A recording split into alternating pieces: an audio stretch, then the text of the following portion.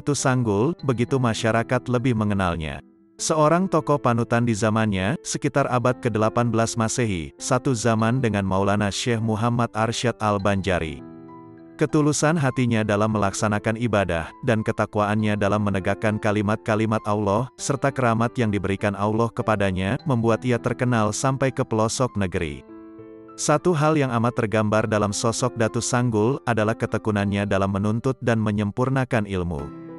Semangat menuntut ilmu itu jualah yang kemudian membuatnya sampai ke bumi Kalimantan, khususnya Desa Tatakan, Kabupaten Tapin, Kalimantan Selatan. Yaitu berguru dengan Datu Suban. Di Desa Tatakan pula beliau kemudian dimakamkan yang sampai sekarang makamnya terus diziarahi masyarakat. Riwayat Syekh Muhammad Abdus Samad, Datu Sanggul. Dalam salah satu riwayat diceritakan, Datu Sanggul disebutkan bernama asli Syekh Muhammad Abdus Samad. Dalam riwayat lainnya, disebutkan bahwa nama beliau adalah Ahmad Sirajul Huda.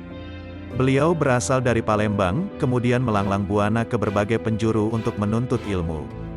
Mengapa digelari Datu Sanggul? Salah satu riwayat menceritakan, hal tersebut karena ketekunan beliau dalam mentaati perintah gurunya di dalam halwat khusus yang sama artinya dengan menyanggul atau menunggu turunnya ilmu dari Allah Subhanahu wa Ta'ala. Ada juga yang mengatakan beliau sering menyanggul atau menghadang pasukan tentara Belanda di perbatasan Kampung Muning, sehingga tentara Belanda pun kocar-kacir dibuatnya. Versi lainnya lagi menyebutkan, gelar Datu Sanggul itu karena kegemaran beliau menyanggul, menunggu, binatang buruan. Ada juga yang mengatakan rambut beliau yang panjang dan selalu disanggul, digelung. Datu Sanggul sangat terkenal pula dengan syair-syairnya yang begitu puitis dan penuh makna. Salah satu syair yang sangat terkenal adalah syair pantun, Saraba Ampat. Syair tersebut berbahasa Banjar yang syarat dengan pelajaran tasawuf. Di antara petikan syair tersebut berbunyi, Allah jadikan Saraba Ampat, syariat tarikat hakikat marifat, menjadi satu di dalam halwat. Rasa nyamannya tiada tersurat. Kemudian, ada lagi syair lain yang berbunyi, Riau-riau padang si bundan. Di sana padang si tamu-tamu. Rindu dendam tengadah bulan, di hadapan Allah kita bertemu. Syair itu dilantunkan Datu Sanggul saat muncul dari tengah sungai dan berjalan di atas air dengan tenangnya tanpa basah sama sekali terkecuali pada anggota wudhu. Karomah Syekh Muhammad Abdus Samad, Datu Sanggul. Selalu salat Jumat di Mekah. Beliau mempunyai banyak kelebihan. Selalu salat Jumat di Mekah, dan menjadi murid Nabi Khidir. Pada waktu itu, di kerajaan Banjar yang masyarakatnya sangat menjunjung tinggi nilai agama, mewajibkan bagi laki-laki yang sudah akil balik atau sudah dewasa untuk melaksanakan salat Jumat di masjid kampung masing-masing. Kalau tidak melaksanakan kewajiban tersebut, akan didenda. Dalam riwayat, Datu Sanggul dipercayai memiliki keramat melaksanakan salat Jumat di Masjidil Haram setiap Jumatnya. Karena itu, setiap hari Jumat itu pun beliau harus membayar denda kepada kerajaan sampai habis harta beliau, hingga suatu saat yang tertinggal hanya kuantan dan landai, alat untuk memasak nasi dan sayuran. Dalam kondisi itu, setelah didesak oleh istri beliau karena tidak ada lagi barang yang bisa dipakai untuk membayar denda, Datu Sanggul akhirnya berjanji untuk melaksanakan salat Jumat di masjid kampungnya. Kala itu, sungai di kampungnya sedang meluap dan hampir terjadi banjir lantaran hujan yang sangat lebat pada malam harinya. Di saat para jamaah sedang berwudu di pinggir sungai, tiba-tiba Datu Sanggul datang dan langsung terjun ke sungai yang sedang meluap tersebut. Beliau bercebur lengkap dengan pakaiannya. Orang-orang berteriak dan menjadi gempar. Dan tiba-tiba lagi, di tengah kegemparan masyarakat itu, Datu Sanggul muncul dari tengah sungai dan berjalan di atas air dengan tenangnya, lalu langsung memasuki masjid. Lebih mengherankan, pakaian beliau tidak basah sama sekali, kecuali anggota wudunya. Masyarakat semakin terkejut, tatkala imam mengangkat takbir memulai salat Jumat diikuti jamaah lain, Datu Sanggul hanya melantunkan syair tadi. Riau-riau padang si bundan. Di sana padang si tamu-tamu. Rindu dendam tengadah bulan, di hadapan Allah kita bertemu. Allahu Akbar. Bersamaan ucapan Allahu Akbar itu, tubuh beliau mengawang-awang hingga selesai orang mengerjakan salat Jumat. Melihat keadaan Datu Sanggul yang demikian, orang-orang yang berada di masjid semakin keheranan. Aku tadi salat di Mekah. Kebetulan di sana ada selamatan dan aku meminta sedikit, mari kita cicipi bersama walau sedikit, kata Datu Sanggul di saat orang-orang masih keheranan. Sejak saat itulah, masyarakat percaya sepenuhnya bahwa Datu Sanggul adalah seorang waliullah. Barang-barang Datu Sanggul yang semula disita pun dikembalikan oleh kerajaan. Dalam riwayat lagi, keramat Datu Sanggul ini pun dibuktikan Datu Kalampayan, Syekh Muhammad Arsyad Al-Banjari. Pada suatu hari Jumat di kota Mekah, Datu Kalampayan ada di sana. Sewaktu di Masjid Mekah untuk melaksanakan salat Jumat berjamaah, Datu Kalampayan melihat seseorang sembahyang di dekatnya. Beliau tertarik untuk mengetahui, karena orang itu mengenakan baju palimbangan hitam dan celana hitam serta memakai laung. Datu Kalampayan yakin bahwa itu bukan orang-orang Mekah, karena orang-orang Mekah tidak ada yang berpakaian demikian. Pakaian seperti itu hanya dipakai oleh orang Banjar atau orang Tanah Jawa. Dan peristiwa itu dilihat Datu Kalampayan selama beberapa kali Jumat. Tidak salah lagi, ini pasti orang Banjar, ujar Datu Kalampayan kala itu. Lalu, Datu Kalampayan mengulurkan tangannya, kemudian mereka bersalaman. Tak puas bertemu di masjid, Datu Kalampayan membawa orang itu ke rumahnya. Syekh Muhammad Arsyad lalu bertanya dan dijawab orang tersebut bahwa ia bernama Datu Sanggul. Datu Kalampayan bertanya pula, saudara ini orang mana, asal negeri mana dan sudah berapa lama tinggal di Mekah? Datu Sanggul menjawab pertanyaan itu dengan senyum. Saya setiap Jumat datang ke sini untuk bersembahyang, dan aku berasal dari Banjar. Tempat diamku di Banjar. Jelasnya Tatakan, ujarnya. Jauh juga, kalau begitu melewati Martapura, Kayu Tangi. Melalui tempat tinggalku. Itu sangat jauh. Jika demikian dengan apa kemari setiap Jumat, ujar Datu Kalampayan bertanya. Datu Sanggul pun menjawab, aku tidak memakai apa-apa. Hanya karena hendak kemari saja, dan kebetulan Allah Subhanahu wa Ta'ala memberikan kekuatan kepadaku sehingga aku sampai ke sini. Terpikir dalam hati Datu Kalampayan tentang kedatangan Datu Sanggul itu, apakah ia memang masih waras atau orang yang terganggu pikirannya. Jawaban Datu Sanggul tadi dirasanya tak masuk akal sehat. Sebab mungkinkah jarak yang demikian jauhnya antara Tatakan dan Mekah bisa dicapai hanya dalam waktu begitu singkat, dan bahkan tidak memakai apa-apa. Namun dari dialek bahasanya, Datu Kalampayan yakin bahwa Datu Sanggul adalah berasal dari Banjar. Untuk menguji ketidakpercayaannya itu, Datu Kalampayan pun kemudian berkata kepada Datu Sanggul. Kalau betul engkau pulang pergi dari Tatakan ke sini, coba tolong hari Jumat yang akan datang bawakan aku oleh-oleh dari kampung. Aku sudah sangat lama tidak pulang. Mungkin sudah mencapai waktu 30 tahun. Selama ini aku selalu berada di Mekah tak pernah kemana-mana. Nah kira-kira musim buah apa di kampung kita? Bawakan kemari untukku, terutama di Martapura sekarang ini musim apa kiranya, ujar Datu Kalampayan. Datu Sanggul lalu berdiri di depan jendela. Tangannya dilambaikannya keluar jendela. Ketika ia menarik kembali tangannya, ada sebiji durian dan kuini. Nah, Datu Kayu Tangi ambil durian dan kuini ini. Ini datang dari Sungkai, kata Datu Sanggul. Buah itu diterima Datu Kalampayan, dan diperiksa masih ada getah dari tangkai kuini itu. Sama seperti baru dipetik dari samping rumah. Durian dan kuini tersebut masak pula. Segera Datu Kalampayan mengupas dan memakannya. Memang betul durian dan kuini. Di Mekah kedua buah tersebut tidak ada. Kuini Jawa saja tidak terdapat, kecuali jenis asam-asaman lain. Dan suatu saat Datu Kalampayan kembali ke tanah Banjar, ia semakin kaget karena ada buah kuini dari kerajaan Banjar yang tiba-tiba menghilang. Rupanya, buah kuini itulah yang dipetikkan Datu Sanggul untuk Datu Kalampayan. Sejak pertemuan awal itu, Datu Sanggul dan Datu Kalampayan semakin sering bertemu di setiap salat Jumat. Dan karena sering bertemu, maka terjalinlah persahabatan antara keduanya. Sering Datu Sanggul dibawa ke kediaman Syekh Muhammad Arsyad. Datu Sanggul pun tidak pernah menolak. Dari persahabatan keduanya ini pula kemudian ada satu kitab yang dikenal Kitab Barencong, yakni, kitab yang dibagi dua secara diagonal. Satu bagian dipegang oleh Datu Kalampayan, dan sebagian lainnya dibawa oleh Datu Sanggul. Syekh Abdus Samad sering membagi daging binatang rusa dan kijang kepada penduduk Dusun Muning, Kalimantan Selatan, tempat tinggalnya. Daging itu diperoleh dengan cara menyumpit binatang tersebut yang lewat di bawah pohon tempat dia duduk berjuntai setiap hari. Namun kebiasaan tersebut tidak dilakukan pada hari Jumat, karena dia pergi ke Mekah untuk melakukan salat Jumat. Pekerjaan menghadang dan mengintip binatang itu disebut menyanggul yang berasal dari kata sanggul. Inilah asal mula Syekh Abdus Samad diberi gelar Datu Sanggul atau Datuk Sanggul. Datu Sanggul, seperti dikutip dari riwayat Datu Sanggul, Saduran M. Zaini AD, pada suatu hari diminta Nabi Khidir untuk mengantar Datu Daha ke Mekah.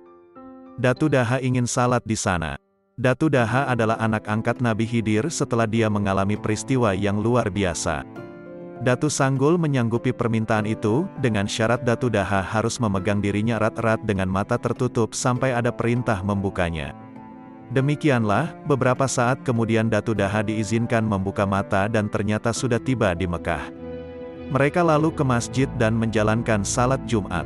Datu Daha kemudian minta kesediaan Datu Sanggul untuk mengantarkan lagi ke Mekah, tapi kali itu untuk naik haji. Menanggapi permintaan itu, Datu Sanggul minta agar Daha menunggu hari Jumat. Setelah itu dia lenyap dari depan mata Daha.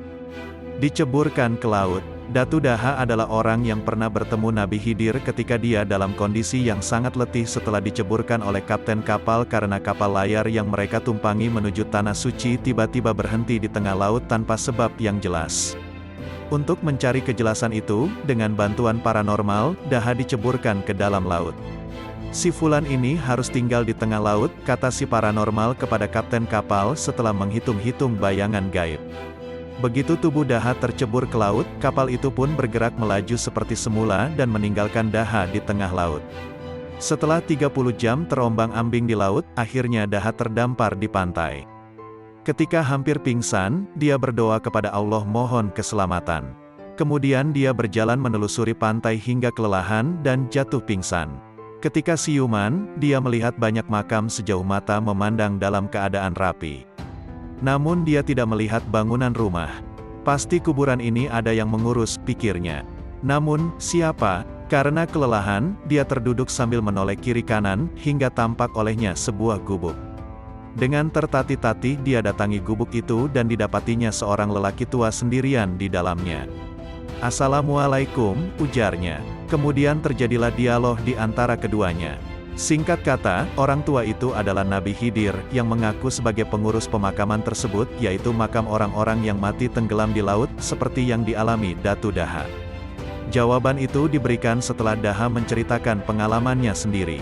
Mengetahui bahwa orang tua itu adalah Nabi Khidir, Daha menyatakan keinginannya untuk pergi haji. "Kalau Ananda ingin menunaikan ibadah haji, besok aku ikutkan kepada Syekh Abdus Samad. Tiap hari Jumat dia singgah kemari sebelum ke Mekah," jawab Nabi Khidir. Begitulah, Datu Daha akhirnya bertemu Datu Sanggul dan dibawa ke Mekah. Berbulan-bulan kemudian, Datu Daha bertemu para penumpang kapal layar yang ditumpangi dulu. Mereka heran mengetahui Daha telah tiba di Mekah lebih dulu daripada mereka. "Bukankah Anda dulu dilempar ke laut, kok bisa duluan sampai di Mekah?" kata salah seorang di antara mereka, keheranan. "Itu semua kehendak Allah," jawab Datu Daha. Namun dia tidak menceritakan pertemuannya dengan Nabi Khidir. Dalam keheranan itu, mereka akhirnya berkesimpulan bahwa kemungkinan Datu Daha adalah wali, bukan orang sembarangan. Ketika ibadah haji selesai, Datu Daha pun diantar pulang oleh Datu Sanggul dengan cara yang sama. Namun dia diturunkan di ujung kampung Daha, Borneo, tempat asal Datu Daha. "Dari sini Anda jalan ke rumah, supaya orang kampung melihat Anda sudah kembali dari Tanah Suci," pesan Datu Sanggul. Begitulah, dalam sekejap mata, Datu Daha telah melihat kembali kampungnya dan Datu Sanggul lenyap dari hadapannya. Hari itu orang-orang kampung Daha terheran-heran melihat Datu Daha telah kembali. Mereka bertanya-tanya, tapi tidak dijawab oleh Daha. "Aku pulang atas kekuasaan, kodrat, dan iradat Allah. Aku tak kuasa menjelaskannya," kata Datu Daha. Untuk mengetahui jawaban pertanyaan itu, orang-orang kampung menunggu kembalinya para jamaah lainnya sesama penumpang kapal layar. Namun ternyata mereka juga menyatakan keheranannya. Mereka menceritakan bahwa Datu Daha dibuang ke laut karena ada sesuatu yang aneh ketika kapal tiba-tiba terhenti di tengah laut. Namun ketika sampai di Jeddah, mereka heran melihat Daha juga sudah ada di sana dengan selamat. Kami terkejut, apa ini benar Datu Daha, atau kami salah lihat, tutur mereka. Begitu juga ketika ibadah haji selesai. Pada hari Jumat sorenya dia sudah tidak ada lagi di Mekah, padahal menurut pengakuannya dia tiba pada hari Jumat sebelum salat Jumat. Cerita itu membuat warga kampung percaya bahwa Datu Daha memang naik haji dan dia adalah wali yang patut dihormati. Dalam balutan asap putih, Datu Sanggul atau Syekh Abdus Samad atau Syekh Ahmad Sirajul Huda berasal dari Palembang.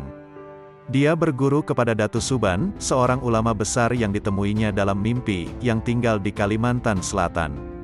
Setelah mendapat restu dari ibunya, dia berlayar ke Kalimantan melalui Selat Bangka Belitung dan kota Banjarmasin hingga tiba di Kampung Muning, Pantai Munggutayu Tiwadak Gumpa Rantau Tapin, Kalimantan Selatan, pada tahun 1750 Masehi. Singkat cerita, Datu Sanggul menjadi murid kesayangan Datu Suban dan diberi sebuah kitab pusaka yang berbentuk segi 8. Rupanya ketika kitab itu diserahkan, itulah akhir hayat Datu Suban, karena tak lama kemudian dia wafat dalam balutan asap putih yang mengepul ke udara ketika tengah berjalan meninggalkan tempat upacara penyerahan kitab tersebut. Setelah mengamalkan ilmu hakikat dan ilmu laduni dari gurunya itu, Datu Sanggul diberi kelebihan oleh Allah, seperti menceburkan diri ke air sungai dan berwudu tapi badannya tidak basah kecuali yang wajib wudu. Tiap hari Jumat bersembahyang Jumat di Masjidil Haram, Mekah. Dia juga berteman dengan Syekh Muhammad Arsyad Al-Banjari sejak tahun 1760, yang bertemu setiap salat Jumat di Mekah. Syekh Arsyad ingin mempelajari kitab pusaka Datu Suban yang bersegi 8. Namun Datu Sanggul meminjamkan hanya sebelah sehingga kitab itu berbentuk rencong dan disebut Kitab Barencong, dengan catatan, bila ingin melanjutkan kajian dalam kitab itu, Al-Banjari harus turun ke Tanah Jawi dan menemuinya di Kampung Muning sambil membawa kain putih seukuran 5 helai kain sarung. Ternyata ketika tiba saatnya untuk mempelajari kitab itu, Syekh Arsyad Al-Banjari tidak berhasil menemui Datu Sanggul di Kampung Muning, karena ia sudah wafat. Teringat pada pesan agar membawa kain putih berukuran 5 kain sarung, Syekh Arsyad pun menduga bahwa ketika itu agaknya Datu Sanggul sudah mendapat firasat dari Allah akan meninggal bila belahan kitab Barencong itu diserahkan. Begitulah, sungguh teramat banyak lagi cerita-cerita akan keramat Datu Sanggul. Termasuk menjelang akhir hayatnya, Datu Sanggul minta dibawakan kain kafan kepada Datu Kalampayan apabila Datu Kalampayan selesai menuntut ilmu dari Mekah pulang ke Tanah Banjar. Dan ternyata, kain kafan itu digunakan untuk mengkafani Datu Sanggul sendiri yang berpulang ke hadirat Allah bertepatan dengan pulangnya Datu Kalampayan dari Mekah ke Tanah Banjar. Sungguh tak terasa, kini sudah 249 tahun kejadian itu berlalu. Di Komplek Kubah Datu Sanggul di Desa Tatakan Tapin, dilaksanakan peringatan Haul Datu Sanggul setiap tahunnya. Dikatakan Mas Rani, penjaga makam Datu Sanggul adalah hamba Allah yang alim dan dikenal luas dianugerahi ilmu marifat. Selain pantun Saraba Ampat dan syair ketika muncul dari air tadi, menurut Mas Rani ada lagi pantun marifat Datu Sanggul yang masih dikenal para ahli marifat hingga saat ini. Pantun itu berbunyi, jangan susah mencari bilah, bilah ada di rapun buluh. Jangan susah mencari Allah, Allah ada di batang tubuh. Kitab Marifat Datu Sanggul yang dikenal dengan Kitab Barencong, dapat disimak di Sufipedia.